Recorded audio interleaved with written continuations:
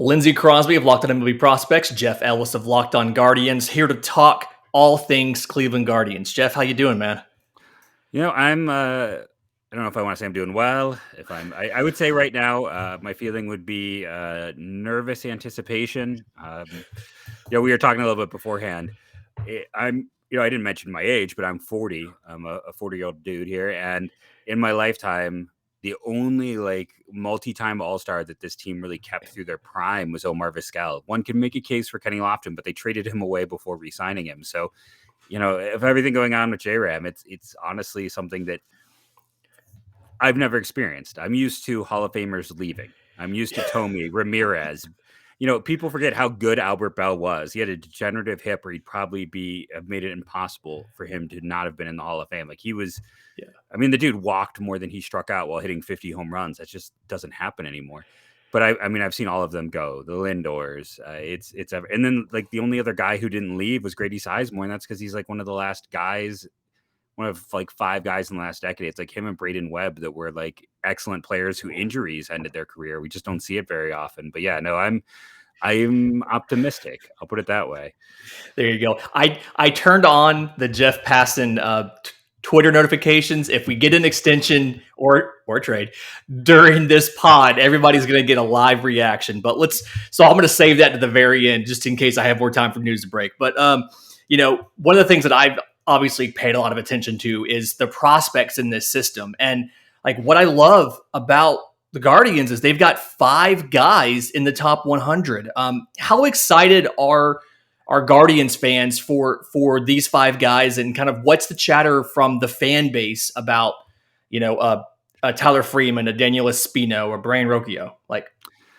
So it's, it kind of goes around. It's interesting because none of them are, the quote unquote top end guys. And this whole system, we had our roundtable for the AL Central, and I went to bat that the Guardians have the top farm system in the Central, and almost got laughed out of the meeting. But I was like, guys, Detroit's got about 5 prospects deep. The top 2 is amazing, but there's not depth. In Kansas City, I'm still not sold on all those pitchers. And the Twins, it's they've had a lot of first rounders that haven't worked out. And they look at the Guardians, and you can look at, some places have Cody Morris as in the late teens. And Cody Morris, if he was healthy, could step into the bullpen tomorrow and be their 3rd best reliever. And he's in the late teens and he could start. Now, I've talked about he's lower because of health, but that's what I really like about the system. There's just the downside. We've talked about the 40-man mess probably so many times. My listeners are sick of hearing about it. But they got to give these players opportunities. And it looks like, I gave him a hard time about Gabriel. I'm going to say his name right for once. Any listeners of my podcast know I'm a butcher of names. Arias, he got sent down, and he's clearly the best defensive shortstop they have.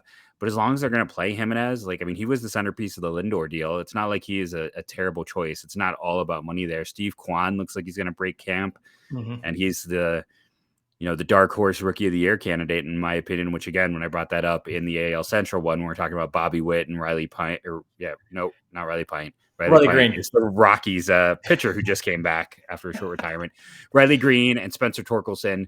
Even the Twins are we got Royce Lewis who could come. It's but I was Kwan, we'll have to see. Now, any of my longtime listeners know, I am the lowest of the low on Ty Freeman. It's not my profile. It's the same reason I'm not as high on Owen Miller. It's the same reason I was let's trade Francisco Mejia tomorrow. Right. I don't like contact profiles. I don't like anyone. This is just my personal thing. I don't like anyone where it's oh, they've got a plus hit tool, because a decade of doing this has shown me that everyone is just awful. These are family friendly podcasts, so I won't use nasty words, but we're bad at it. We are just, as a community of evaluators, hit tool is not judged correctly. I think we're getting better. We're getting more data that works, but I always bring up on my podcast, the Indians drafted Tyler Naquin, quote unquote, the best hit tool in the draft class by Baseball America and Jim Callis. Now, I've talked about many times, I think Jim Callis is as good as it gets. He's one of the people who made me care about prospects. So I'm not saying that to rag on him. I'm just saying that's, he is really good, and he labeled him that. And then you go a few years later, Bradley Zimmer, it's the exact same thing. And again, it's not to rag on anyone. Like these are like Callis is much better than I am. I don't want anyone to ever think I'm not even approaching his stratosphere.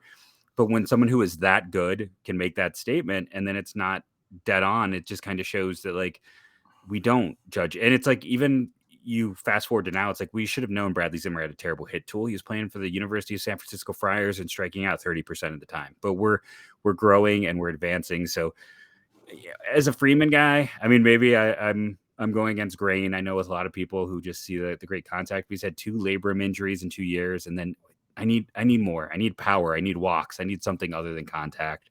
So at Brian Rocchio, I was low on, and he has proven me wrong. That's definitely a humble pie. Eat crow. I was 100% wrong on him. Valera, I think, is the one who gets most people most excited. That you hate to say it's like he's the most interesting hitting prospect since Manny Ramirez, but like that is coming up with people. I also think that's like not I also don't like that statement because I'm like, people, you're really short selling how good Grady Sizemore was. And when they acquired him, he was still an A prospect from the Expos. It wasn't like he was a guy who was in the upper minors. And then Espino. Okay, I've been low on Espino. And I want to hear this. I want to hear why. From the minute he was drafted, I'm like, he's going to get hurt at some point. Like that build, that velocity, he is going to get hurt. And then the control issues. And I was like, he is going to be a potentially dynamic multi-inning reliever, but I don't think he can hold up. Now, I read the piece by Eric Longenhagen, this piece about how he's a unicorn and essentially saying like what he saw, Espino could pitch in the majors this year. He was like, he could help this team by midseason. Now, it also got in my head. I'm like, I don't know, as we evolve in prospect, I'm probably talking too much, but like in the prospect game, it's like a decade ago, we had like Jabba Chamberlain. Maybe it was 2 decades ago. Like, are pitchers going to allow themselves to enter that role? Like, they have to know if you go from a starter to a reliever, you're giving up tens of millions of dollars. Is there any pitcher who's going to like not fight that tooth and nail anymore? Like with the Guardians, I mentioned Francisco Mejia, like he fought tooth and nail to not get moved off of catcher because he knew that would be a more valuable position with his outcomes. So, I'm lower on Espino. He's probably like, if I were to really sit down and hammer out mine, he's probably somewhere like 4 or 5 in the system for me. Cause I still think he's a high risk, and it's a non-traditional build. I know the third pitch, like it's interesting how I'll read one report and someone's like, it's above average. And I'll read another report and they'll say it's in its nascent beginning stages. So I don't know if it's just seeing not consistently or what's going on, but I mean, the reports are the control is better. The velocity has stayed the same. I thought it was really, really interesting in the Longenhagen piece. They talked about he does like 4 sets of stretching exercises a day. Like a big part of what he does to not get hurt is like flexibility. And I've spent probably close to a decade preaching about like athleticism at the pitching position to stay healthy. That it's like one of the most underrated things. Like we think of, pitchers don't need to be athletes, but a lot of the guys who are athletes tend to stay healthier. So I was like, well, that's an important thing to see with Espino. But I'm still not 100% sold. Personally, I think like Valera to me is clearly the top prospect in this system. I think I would consider Rocchio 2, Arias 3, and then probably like Espino is 4. So I'm a little bit against the crowd. Honestly, I mean, it really, I mean, I would put Nolan Jones ahead of Ty Freeman at this point in time. I would put a few guys. I think Lavastida is probably a top 10 prospect for them. So I'm a little bit different. I have talked about that on the show. I don't look at things the same way. Yeah. And the thing with Espino, I totally see the variance in the projections, and it's because I think part of it is him. So his approach, he knows he has a very good fastball, and then he's got other pitches that are in varying states of development. And it feels like all he knows how to do right now is get you to chase. He sets you up with fastballs, and then he gets you to chase something away. And I feel like he needs to work on that. And then, like you said, the physical concerns, he's not the same size, but I think about a guy like a Tim Lincecum who, has a max effort delivery, throwing a ton of velocity, and just can he stay healthy and can he do it for a long period of time? And I don't necessarily know if Espino's that guy, but former the rankings draft pick, Tim Lincecum. There you go. Because the year before he was a top 10 pick. They drafted and made a hard run at him. But yeah, former Indians, Indians draft pick. I don't Couldn't win think I for him. realized that. It was in like the 40s. It was one of the like they actually made a run at him. It was before the current slotting system, so they could like they tried. They made he's one of like there's some guys like why am I blanking on the center fielder from Tampa who ended up not being what everyone thought he was going to be many years ago. But there's a whole bunch of guys that like they didn't, Max Muncy, they drafted him. But they didn't really make a run at him. They made a run at Lincecum. They just failed. And in just a second, I do kind of want to talk about some of the guys who they did get on the team and are part of this roster. But first, today's episode is brought to you by our friends at BetOnline.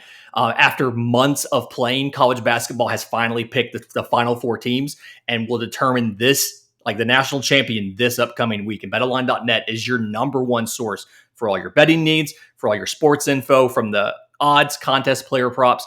It's all there. They're your best spot for all the sports developments. And it's not just basketball. If you're not a college basketball fan, professional basketball is going on.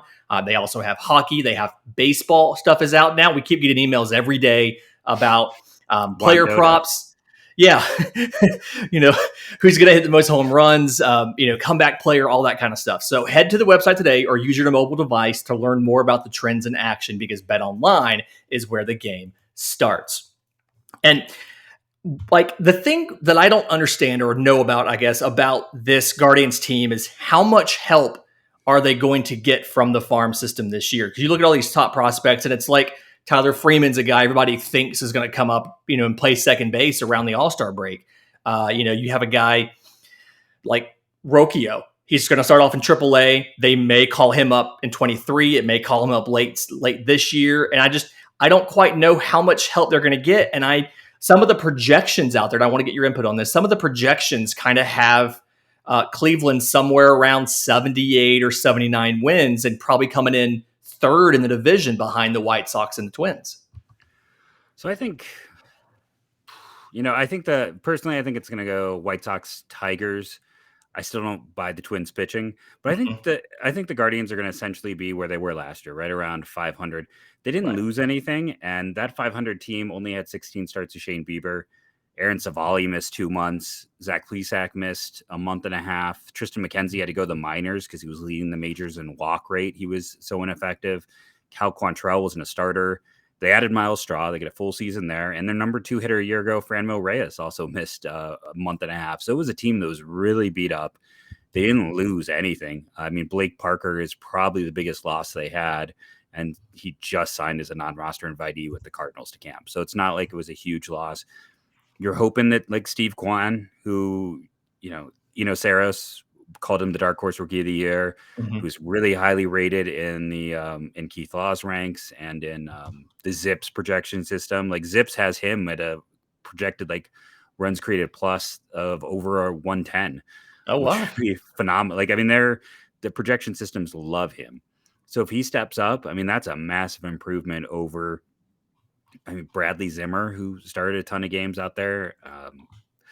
Just the revolving door of outfield mess. I mean, Josh Naylor, if he's healthy, is interesting, but like he's never been productive yet. Like he's had a lot of fans get mad at me and they're like, well, he was turning a corner here in Cleveland. I'm like, well, he didn't turn that corner in San Diego. He hadn't turned it here yet. He was still below league average production. So we'll see. But I am curious to see. It's like, I think, Freeman with the labrum could be delayed. I don't think, but probably isn't delayed. Yeah. Yeah. It's like Rocchio might pass him, but if Jimenez is playing well, it's like he's there. Arias, what do you do with him? He's ahead of both of them in the pecking order. At some point, you're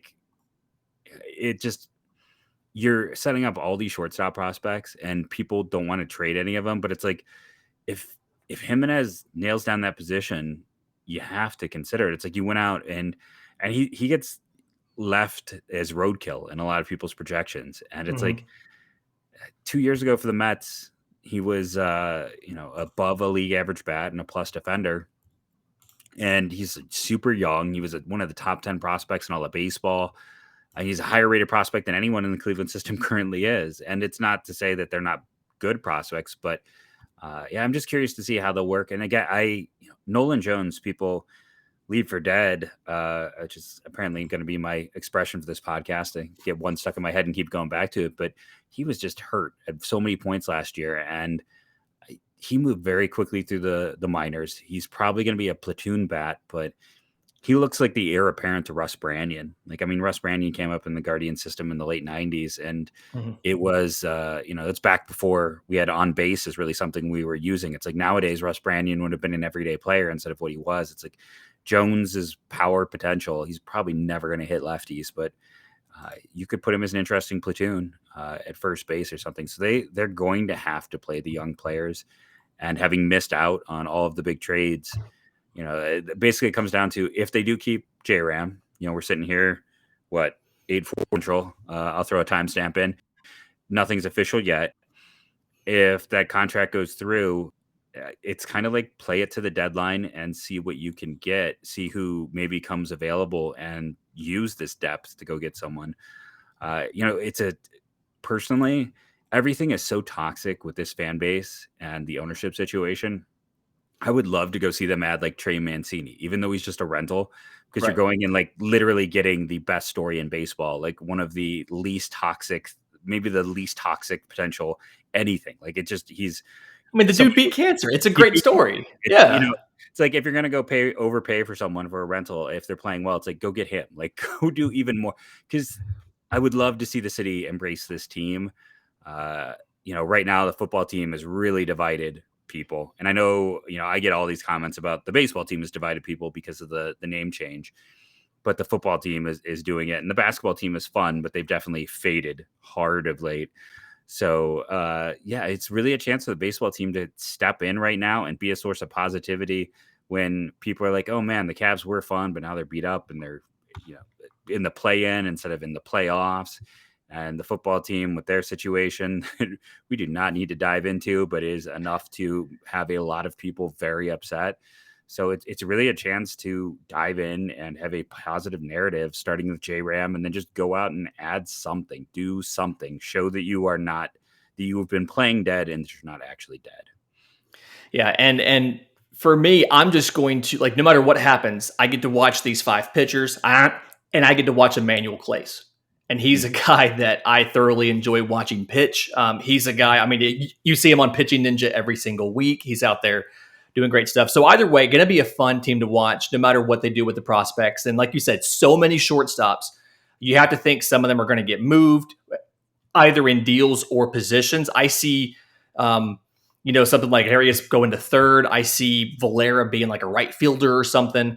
But definitely a lot of young talent. And I have a saying on my show that depth will always work itself out. Like, you can never have too much talent because somebody will get hurt, somebody will be ineffective. You will always have a chance eventually to let it sort itself out and let it play. But Cleveland is really putting that to the test with some of these infield prospects.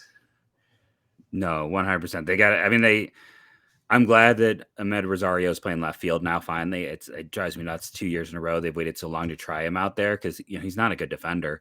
But like, it's even beyond that. They just need to have open positions to try these young kids out. Yeah.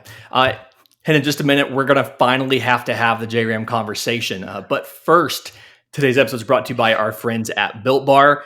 We are passing spring break. We are on our way to the summer. So if you are trying to exercise to get in better shape, swap your candy bars for Built Bars. It's the only protein bar. It's covered in 100% real chocolate. It tastes like a candy bar. All Built Bars are 130 calories, 17 grams of protein, 4 grams of sugar, and 4 net carbs. So go to built.com, check out the list of all of the flavors. Jeff, I know you eat Built Bars all the time. What are your favorite flavors of Built Bars? I've always liked the puffs, but I'm a marshmallow person. Like right now, the churro puff, like I don't have it open. I can tell you the churro puff was one of the favorites. They just did like they do fun things. Like they did Shamrock Shake in March for a time. Like that went quick. Banana bread sold out quick. Today for lunch, I had the equivalent. They're white chocolate, which is like the Oreo. And then I had the eggnog, which was a seasonal flavor. I have an account, use that locked 15. I always tell my listeners, locked 15 saves you 15%. And then you start building up Built Bucks. So I order like 3 boxes at a time. and I Right. start building up my built bucks. So I'm like saving $5 for my built bucks, 15% from the code. And yeah, I've been using this product for almost 3 years now, and I never grow tired. There you go. So built.com, promo code locked15 for 15% off your order. That's promo code locked15 at built.com. And all right, it is 8:52 Central on Wednesday, March 30th. I just checked Twitter. There has been no Jose Ramirez extension or trade. So I guess we have to talk about it. His current deal, 11 million AAV in 2022, 13 million in 2023 on a club option. And if both of those are exercised, if this year and the club option goes through, he would hit free agency in 2024 at age 31. And a lot of the reports that I saw when I wrote this show up yesterday was they had been discussing not necessarily exact contract figures, but more of comparable players to help figure out a framework. And it feels like it's really tough to figure out who's a good comp for Jose Ramirez because he does so many things that a lot of other players don't do, especially at third base. He's a complete player. He's got the third highest WAR since 2017 in the big leagues behind Mookie Betts and Mike Trout, of course. I've heard they are good. Yeah, I understand they're pretty decent players. And then, but and with both of those players, it's the same story, right? Like they are every facet of the game. And that's what Ramirez is. He's like probably one of the 5 best base runners in baseball.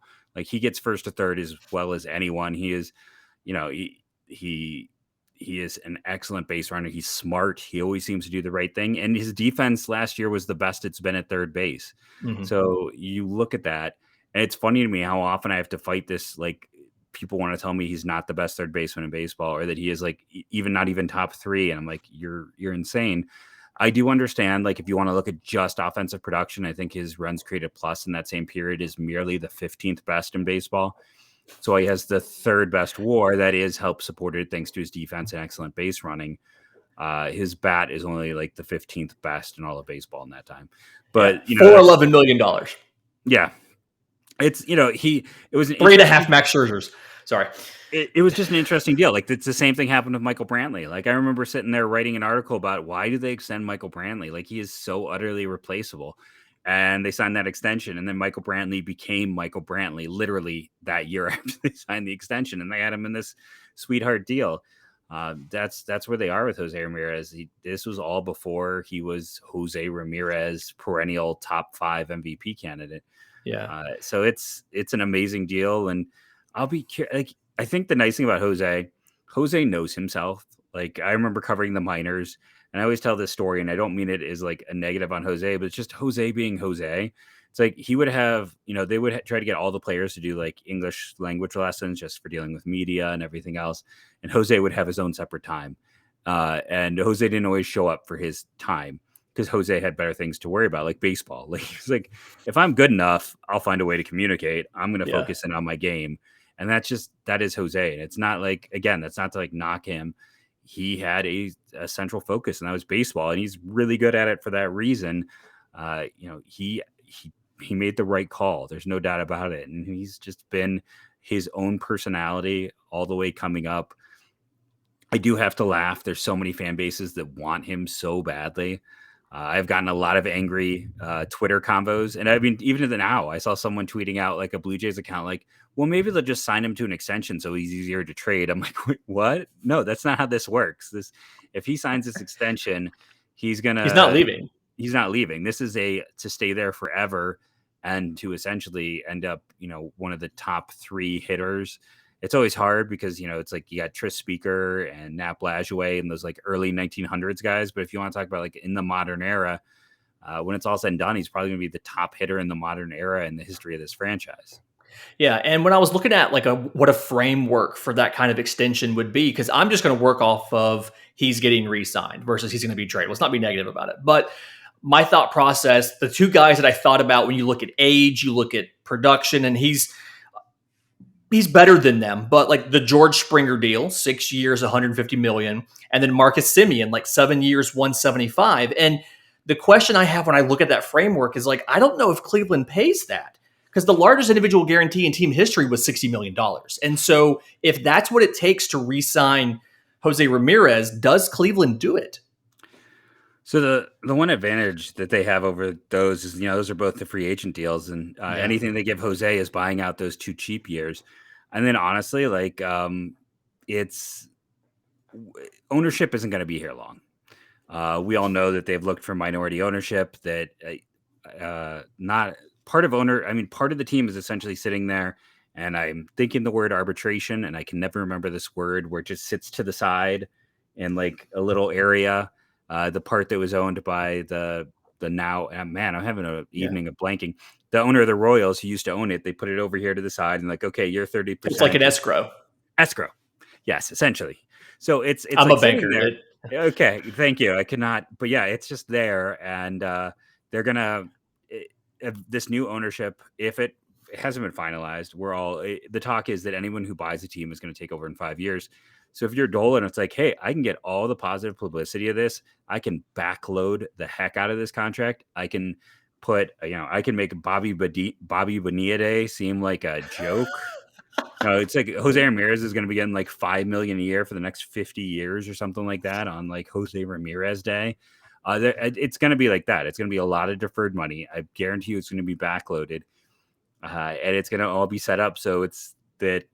It's the next guy's problem. Yeah, it's the next guy's problem, and the next guy's, whoever it is going to be someone who, because. Okay, I was the biggest supporter of the Dolans for a long time. Like, I literally wrote a piece that appeared on the Dolans owned Sports Illustrated, or not Sports Time Ohio site. Like, they had their own webpage. It was like, we need to talk about your lack of attendance. And it was me just talking about why it's ridiculous and no one goes to games.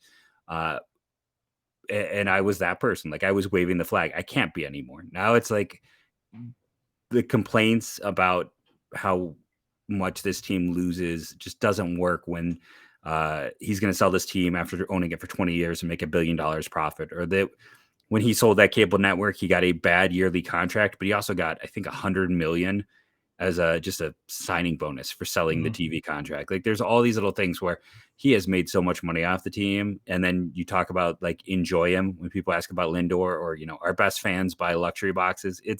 I understand why there is such negativity. And I'm looking forward to an ownership change. I just hope they keep their front office in place, because I think anyone who's intelligent knows that the best thing that Dolan has done is just let smart people stay there and get the heck out of the way. That's why they didn't lose, that's why they didn't lose Chernoff to the Mets, right? And, I get the guy. He was a Mets fan growing up. He was a very smart person, but it's nice being in Cleveland and knowing that you get to do your job and oversight is low and you can be comfortable. So I think that is the best thing that they do. And I'm hoping that it seems like this new ownership group, that's their MO to begin with. So I think they will do it. And I think, again, this way for someone like the Dolans, they get the best of all worlds. They get to sign this contract that no one thinks they would do. And then you don't have to pay for most of it. There you go. All right. So if folks who listen to my show want more information about the Guardians, want to know more about that ownership change or an extension or all of that, where can they find you and follow you? So I'm pretty easy. It's just Jeff MLB Draft. For those who don't know me, before I got this gig, I was the lead draft and prospect analyst for 24/7 and then Scout before that. 24/7 bought Scout, and then 24/7 got rid of baseball. So that's kind of my project. I actually replaced Kylie at Scout back in the day. That's the shoes I had to fill. But it's I still do a lot of draft stuff as well. I'm hoping.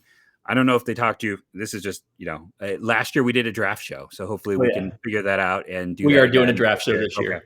Because I'm totally up for that. We did a whole, we did about 28 picks, but I was like, okay, we'll keep going. It was a lot of fun to do, and something I would look forward to doing yet again. Yep. And for folks listening to Locked On Guardians, I'm Lindsay Crosby from Locked On MLB Prospects. You can follow me on Twitter at Crosby Baseball. Follow the show on Twitter at Locked On Farm, and subscribe to Locked On MLB Prospects wherever you get your podcasts. Jeff, thanks a lot for coming on. I really appreciate it. Oh, no, thanks for coming on and chatting. I'm sure we'll do some more stuff as draft season gets deeper. It's an interesting year, and I know we've had a lot of DMs already about some fun stuff. So there's that for both listening bases to look forward to. Absolutely. Thanks a lot.